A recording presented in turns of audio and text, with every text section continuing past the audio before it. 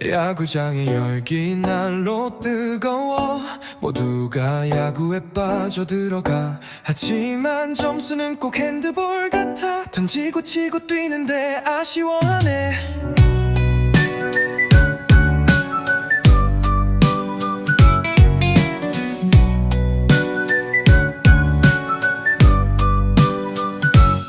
투수가 던질 때 숨죽이는 순간, 타자가 휘둘 때 맘 졸이네.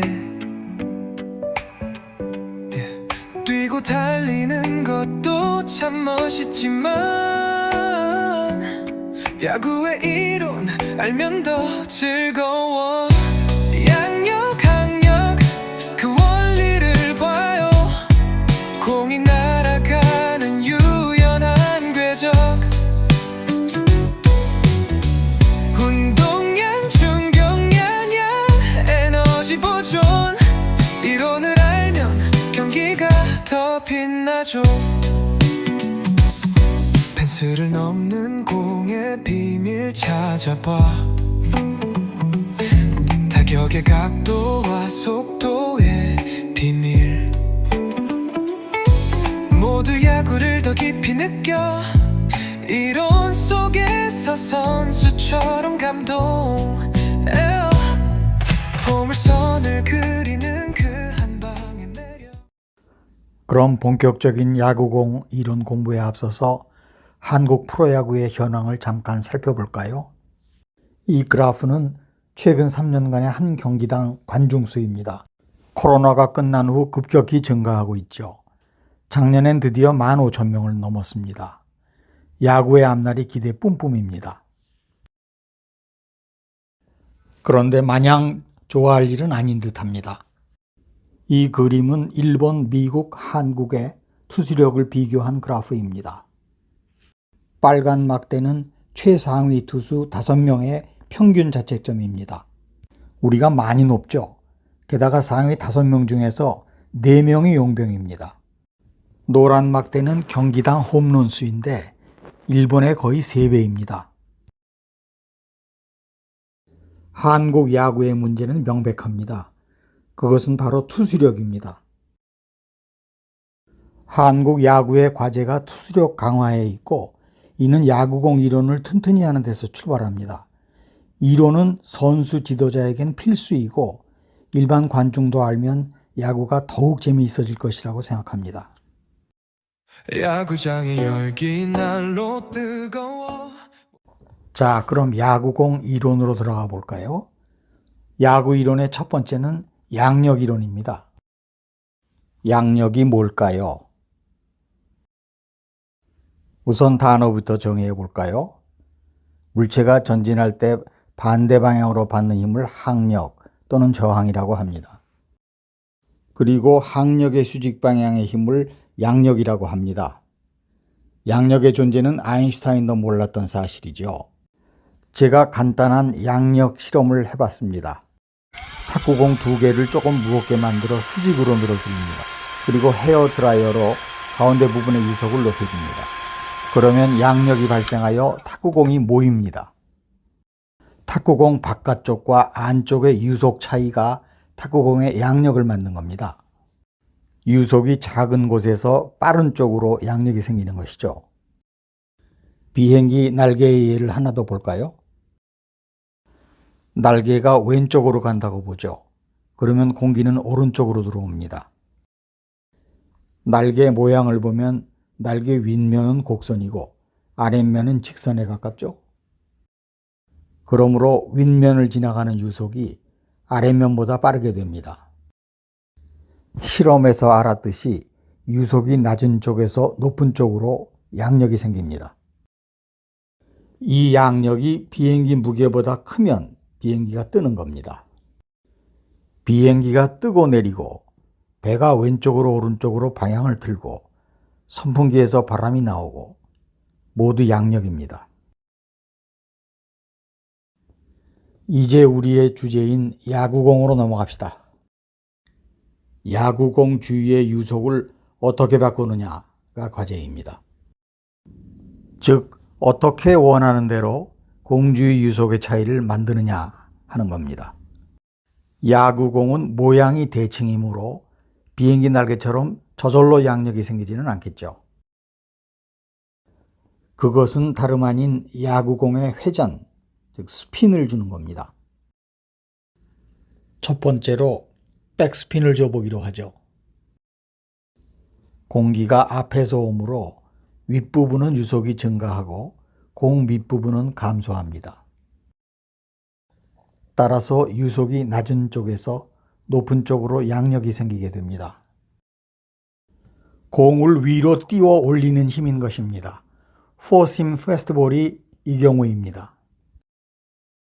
골프의 깎아치는 샷, 테니스에선 슬라이스 샷과 같습니다.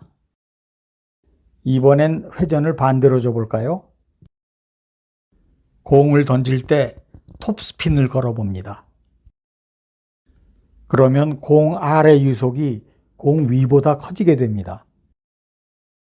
양력은 유속이 빠른 아래 방향으로 생기게 됩니다.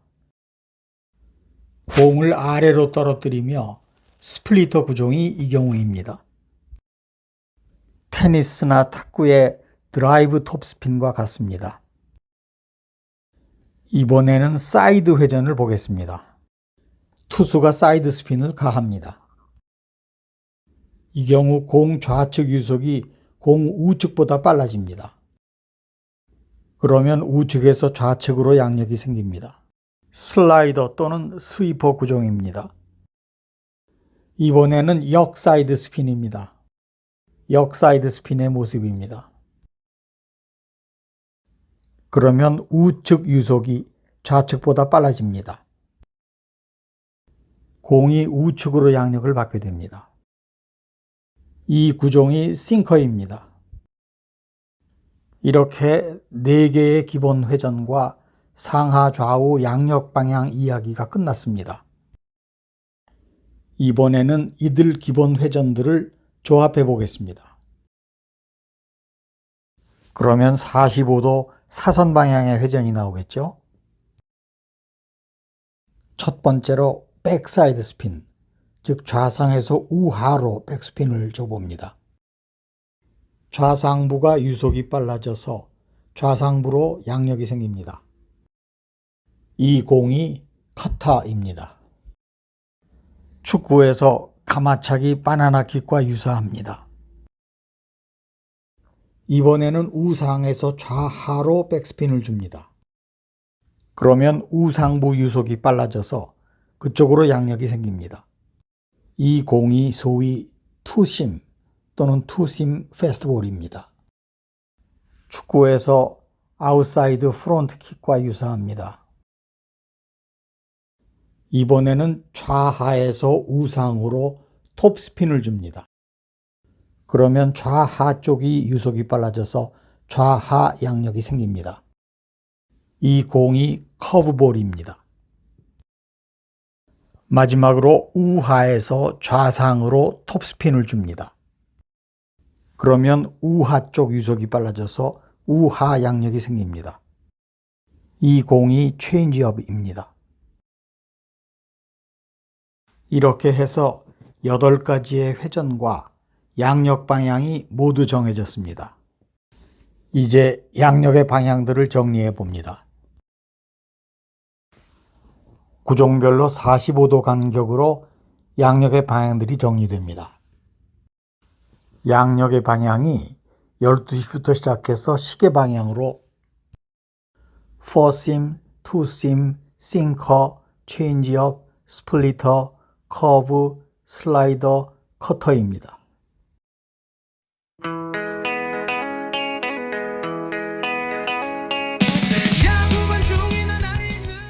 다음은 양력의 크기입니다. 얼마나 많이 휘게 만들 수 있느냐 하는 것이죠. 이론 계산 결과 양력의 크기는 공의 속도와 회전수의 곱으로 나타납니다. 구속이 높을수록 회전력이 클수록 양력이 커진다는 뜻입니다. 여기서 기술적으로 매우 중요한 게 한 가지 있습니다. 공을 잡는 그립을 감안할 때 4심, 2심, 커터 등 백스핀 공들은 강속구가 가능한 반면 슬라이더나 싱커 등 사이드 스핀 공들은 속도가 다소 작을 수밖에 없습니다. 커브나 체인지업 등의 탑스핀 공들은 속도를 내기가 매우 어렵습니다. 예를 들어 체인지업을 4심의 속도로 던질 수 있다면 10억 달러짜리 투수가 되겠죠. 아무튼 공의 속도와 회전력은 투수의 능력입니다. 투수의 손을 떠난 공은 양력만을 받을까요? 아닙니다. 중력도 받습니다. 잘 알다시피 중력은 공을 밑으로 끌어내리죠. 중력에 의한 물체의 하강 속도는 시간 경과에 비례합니다. 높은 곳에서 물체가 떨어지면 속도가 점점 빨라지는 원리입니다. 즉, 강속구는 날아가는 시간이 짧으므로 중력의 영향을 덜 받고 느린 공은 중력의 영향을 오랫동안 받는다는 사실을 기억해야 합니다. 이런 점들을 고려하여 구종별로 공의 궤적을 추정해 봅시다. 4심은 양력은 위로 받지만 실제로는 떠오르지 못하고 중력의 영향으로 약간 떨어집니다. 커터 2심도 각각 좌상, 우상 방향 양력을 받지만 중력 영향이 더해져서 솟구치지 못합니다. 백스핀 공들입니다.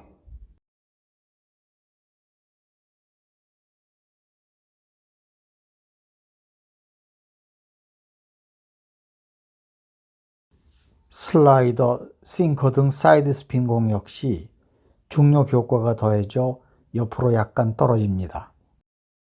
사이드 스핀 공들입니다.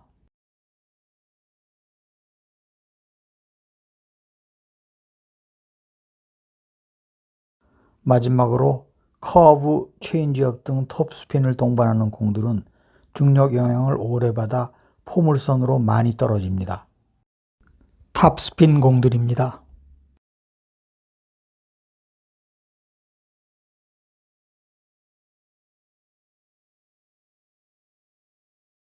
한편 스플리터는 같은 톱스핀 공이지만 그립이 발전하고 구속이 빨라져 타자 앞에 와서 뚝 떨어지게 던지기도 합니다.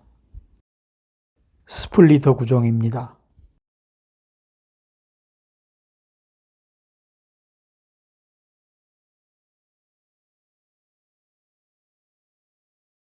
너클볼에 대해 잠깐 알아볼까요? 많은 사람들이 너클볼에 관심을 갖고 있습니다. 너클볼은 무회전볼입니다. 따라서 양력이 없고 중력에 의해 떨어지기만 합니다. 그런데 너클볼이 위협적인 이유는 상하 좌우로 흔들린다는 점입니다. 심지어는 포수가 공을 잡지도 못하는 경우가 있습니다. 공 뒤에 칼만 보텍스라고 하는 비대칭 후류가 생기기 때문입니다. 대칭 물체에 균일 유동이 들어오는데 물체 뒤에 생기는 칼만 보텍스 실험을 보시죠. 희한한 자연현상입니다.